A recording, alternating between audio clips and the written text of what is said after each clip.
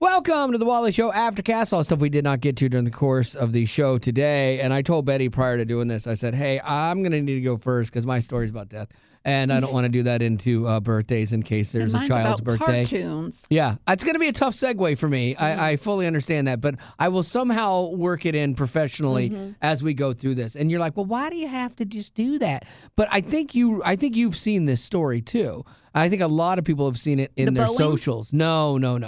The girl who was bungee jumping. Oh, you told me about it. I didn't see it. Oh, you didn't see it? My wife even saw it. My wife is definitely not in the same algorithm as me. But the scene is there's a woman who is going bungee jumping, and she's there with her significant other, and I guess he's watching, and she's in Brazil, and they pick her up. Above their heads, two members of it, they walk out on this plank and they throw her off this bridge. And, 3, 2, 1, bungee. Betty, you've never bungeed, have you? Heck no. You never would? No. What if you were dating somebody? Nope. Yeah, and that's the thing. I see you as being very resilient. Like, you and my wife are the same with that. You have your limits. I love my life. Yeah. Well, I'd say, well, come on, quit being a chicken. But as this story proves, but you and my wife are the same way. Like, you both have the things that I'm not doing that. I'm a little more gray, like with things. Like, if somebody is like, come on, dude, you could do this. Or why are you scared? I'm like, all right, fine. Like, I would give it a shot. And so I've bungee jumped before. Now, I don't want to do it again because it was scarier than skydiving. I will tell you that, because you get the rush of the ground at you, where skydiving, you honestly feel like you're floating. Like, skydiving is far less scary than bungee jumping.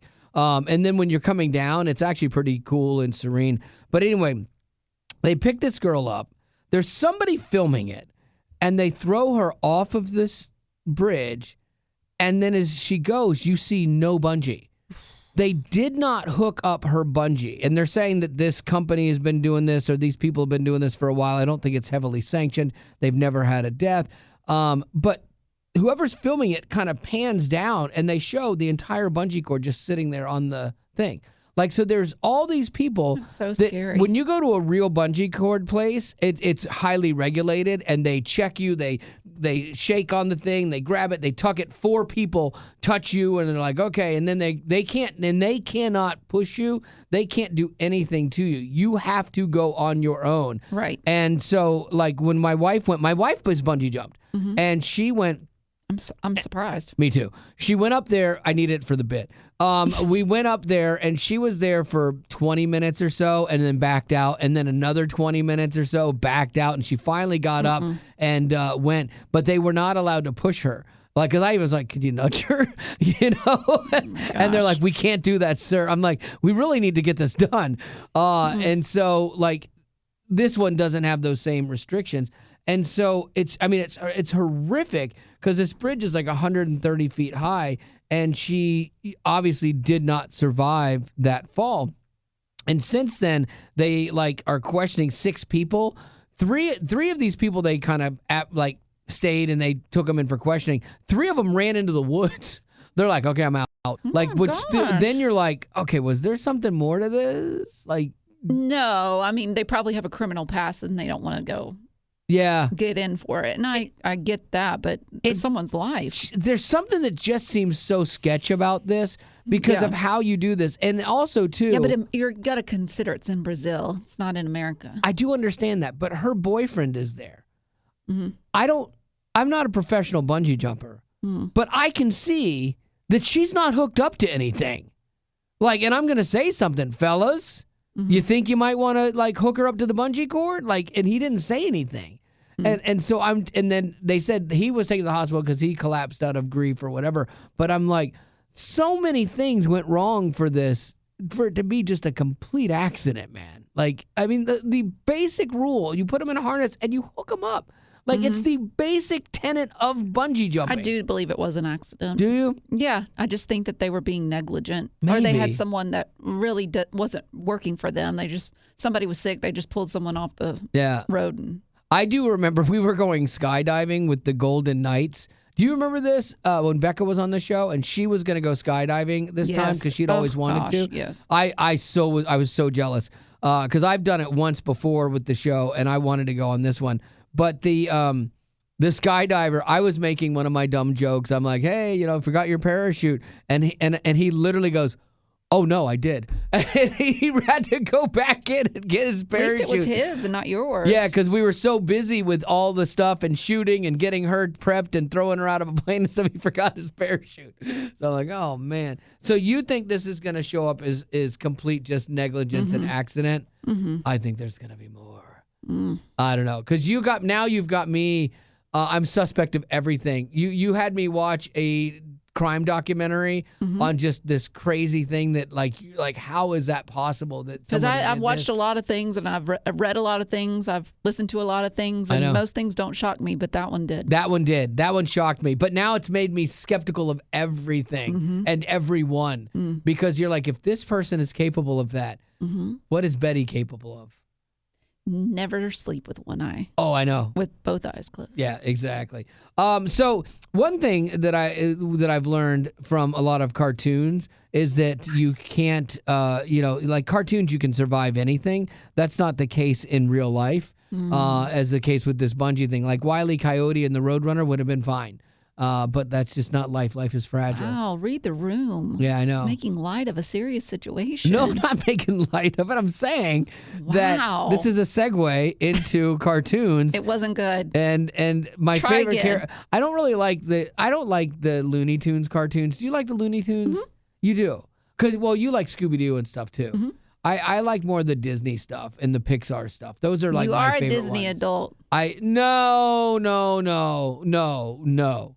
Uh-huh. I support one, but I am not a Disney adult. I do like some of the stuff. Like when I go to Disney, I have certain Disney shirts I will wear that I've procured. Mm-hmm. And so when I go to Tokyo and I'm going to Tokyo Disney, I have shirts planned for each day because my wife loves that. And so I am that. What I'm finding out is that you live a life that you love and you blame it on your daughter and your wife. It's a secret life. Yes. You're like, I don't like High School Musical. My daughter does. Yeah, I know. I do that. But Toy Story 5 came out, and I am a big fan of that franchise, but I have not seen this yet. Have you seen it yet? It doesn't come out. It comes out this Friday. Oh, I thought it was last Friday. Well, fake news. I thought I missed it. Well, you were wrong. That's right. I remember you were wrong that time. It's Toy Story 5. Is this Friday? This Friday. Oh. And because of that, people online are voting for who is their favorite Toy Story character. Now, I'm kind of surprised at number 23 that he got as low as he did because he's one of my favorites, but I know you can't stand him. Who? Forky. Oh, yeah. Forky felt forced. No, he's hilarious with that one eye jiggling around. It felt like they were, okay, we need a character that's the cute little fun character, that's the comic relief. They nailed it. Do you think? Yes. I don't know. I loved him. The thing I loved about Toy Story was that it was all the classic toys brought to life. I think that's what makes it so endearing and what made it different at the time, too. You know? Well, this Toy Story 5 is going to have an iPad in it, so. Is it really? Yeah. It's like a lily pad. Oh, that's right. That's right. Yeah. So coming in at number 5 is Ham, the pig. The pig. Yeah, he's all right. Number 4 is Rex. I like Rex.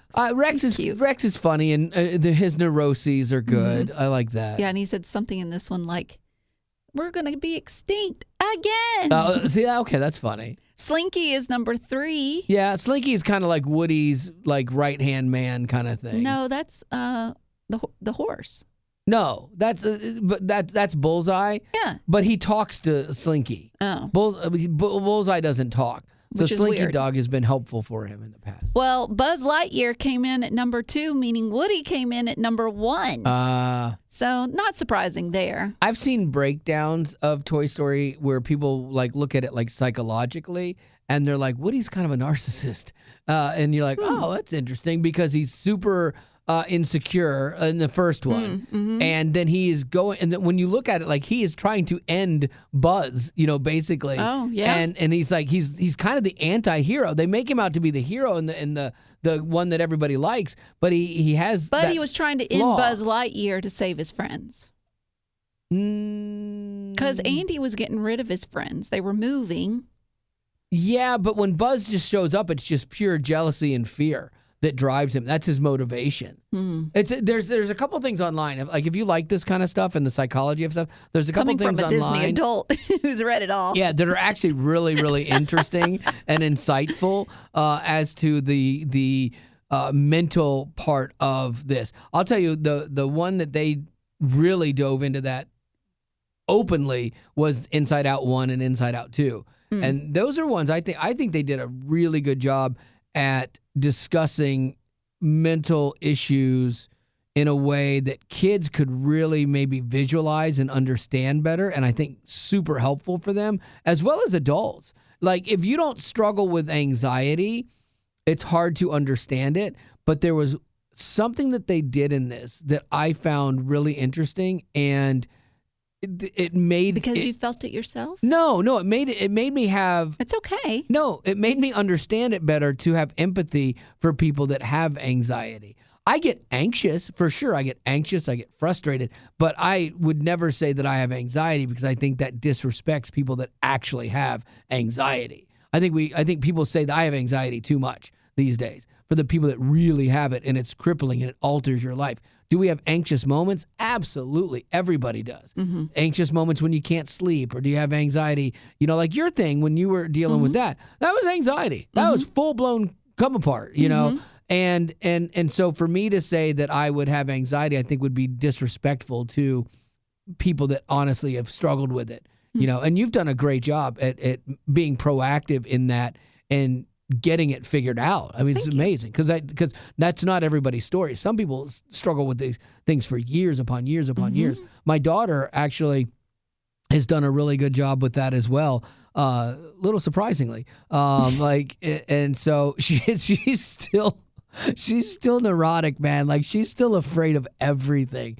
And like the second you like say, "Oh my gosh, I have a headache," Do you have a tumor? Like, she worries about that so much, like you did with your parents and health stuff. Do you still worry? Because for a while it felt like it was a big thing in your life, and I haven't heard you really talk about it. Is it something that's still there, pervasive, and you shut it down, or did it actually subside? No, I think it's still there. Anytime my parents mention any kind of ailment, like their big toe is bothering them, I'm like, what's wrong with it? You know, but I keep that to myself. Okay.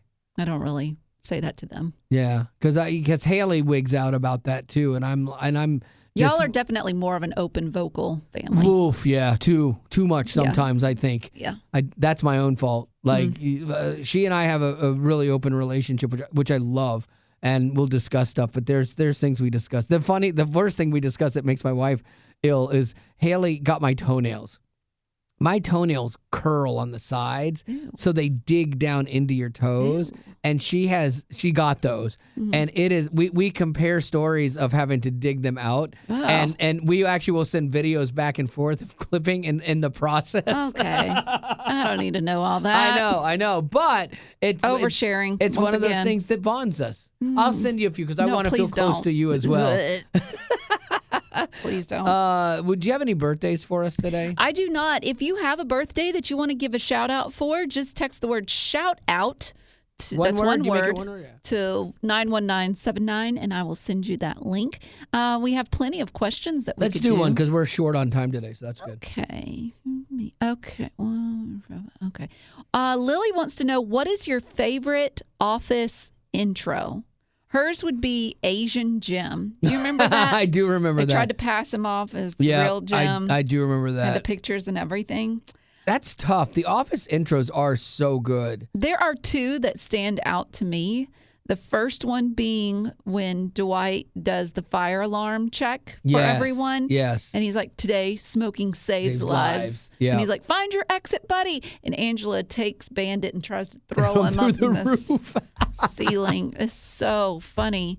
The other one is they play this, like Andy's getting out of the elevator and they play that song, no. And it's like a music video and it's just one cut. Shot.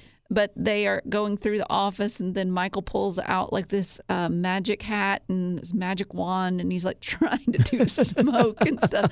It's so good. I think my favorite, because I don't remember all the cold opens like you do, like you're really good at that. I remember one, but from a different show, Brooklyn Nine-Nine. It's one of the best cold opens ever with Andy Samberg, and they're doing like a police lineup, and they're trying to figure out which is the guy that does it. But it evolves into them each singing a line from a Backstreet Boys song.